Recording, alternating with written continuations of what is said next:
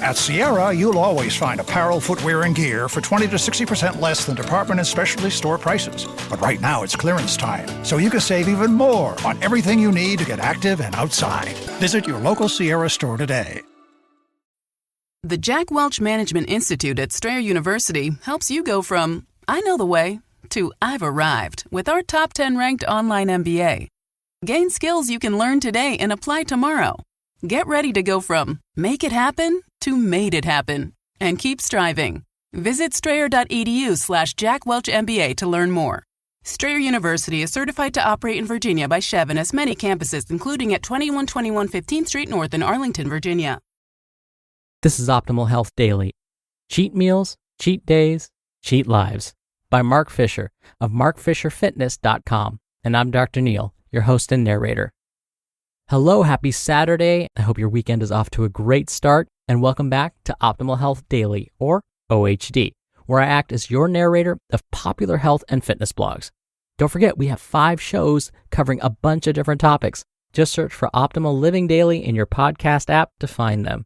So I'm going to keep this intro nice and short, so let's get right to today's post and start optimizing your life. Cheat Meals, Cheat Days, Cheat Lives by Mark Fisher of markfisherfitness.com. Life is a series of compromises. We must all find our own balance of work and fun, of pleasure and enjoyment, of veggies and ice cream. A frequent topic of discussion for those looking to lean out is the cheat meal. A cheat meal can be defined in many ways, but is generally a chance to eat something that's not in line with the current health and hotness goal. It has too many calories, it's too processed, or both. Many diets use cheat meals to give the dieter a mental and culinary break, and in many cases, to prevent the body from adjusting to the diet. There are several ways of employing cheat meals, so let's take a look at our options, shall we? 1. The cheat day. Many folks who've tried Bill Phillips' iconic Body for Life program have played with this before. Basically, you eat like a hotness war machine for 6 days. Protein, veggies, water, unicorn blood. Then, once a day, you go nuts and eat whatever you want. Ice cream, pizza, candy, unicorn blood. Many folks enjoy this because it gives them a full day to gorge. Usually it's not enough to slow down the fat loss, but it allows them to hold out those 6 days when French fries and ice cream are on the way. Anecdotally, many people find they feel awful after eating a whole pizza, so it's actually pretty easy to get back on the train the next day. For some, however, it encourages binge eating, and they actually manage to eat enough to slow if not stop their fat loss. 2. The cheat meal. The cheat meal is a more moderate version of the cheat day. Instead of taking a full day to eat whatever they want, dieters eat whatever they want for 1 to 3 meals a week. The advantage here is they're usually only a day or 2 away from their next indulgence. The downside is that if they're predisposed to binging, 3 binges a week are totally enough to throw a substantial wrench into all their hard work the rest of the week. 3. No cheat anything. Some folks like to just go hardcore when dieting. This is a great strategy for those who seem to be suffering actual addictions to food and need to take control of their life. It also prevents the binge eating relapses that the other 2 strategies might encourage. Furthermore, since willpower is a trainable quality, many people seem to develop psychospiritual superpowers by claiming dominance over their food. On the downside, it requires a lot of discipline when one is going for several weeks without having any nutritional fun. And there is some research to suggest that carefully used cheat strategies can actually help fat loss by periodically letting the body know it's not, in fact, actually starving it. So, which one is right for you? Wait for it. Wait for it. It depends. You totally knew that was coming. Truly, it depends. I say if you're predisposed to binge eating, you want to be thoughtful when considering the periodic cheat meal route. In a perfect world, that's probably the sanest option. But health and hotness warrior, know thyself. If you're going to slide down a slippery slope and start housing entire cheesecakes, you may be better off just not going on that journey. In that case, you could either stay regimented for several weeks at a time or give yourself a full day to eat whatever. However, the full day off seems to work best when one gorges themselves to the point of being sick of food. And I must admit, I don't know that I'm in love with that strategy, but to each their own. The 3 things I do feel strongly about are this. 1. I much prefer the term free meal as opposed to cheat meal. Psychological framing matters. If you're going to eat some chips, then do it. Don't feel bad about it. Enjoy it. Which leads me to my next point. 2. Plan your free meals. If you're going to go off the health and hotness menu, make sure it's delicious. Nothing is worse than an unplanned free meal where you're just tired and didn't plan right, so you break down and have something unhealthy that you don't even enjoy that much. 3. Regardless of which strategy you do or do not employ, make sure you don't diet too long without taking some sort of break.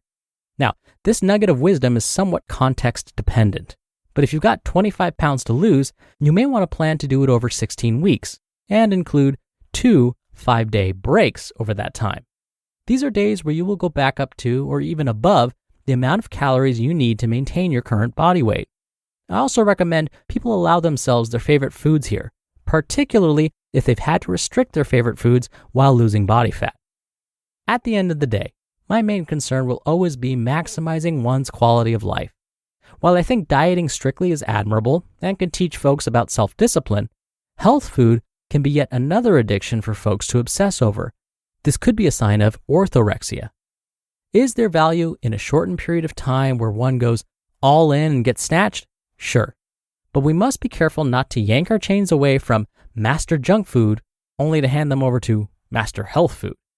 I do not recommend an obsessive attitude about anything, though again, there may be value for short periods. Life is short, dear listener. I encourage you to discover your own balance. You can have your cake and eat it too. You just can't eat the cake every day. Know what I'm saying?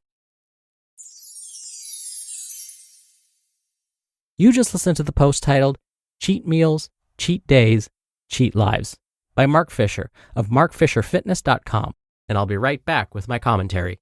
Oikos presents 15 Seconds of Strength. Here we go. Steve's got a trunk full of groceries and no one to help him. Oh, that's tough, Jim. Looks like a 5-trip load at least. He grabs the first bag, the second. Bob, it looks like he's trying to do it all in one trip.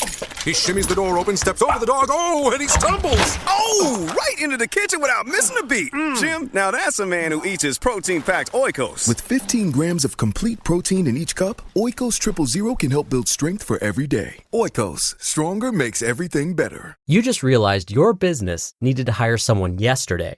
How can you find amazing candidates fast? Easy. Just use Indeed.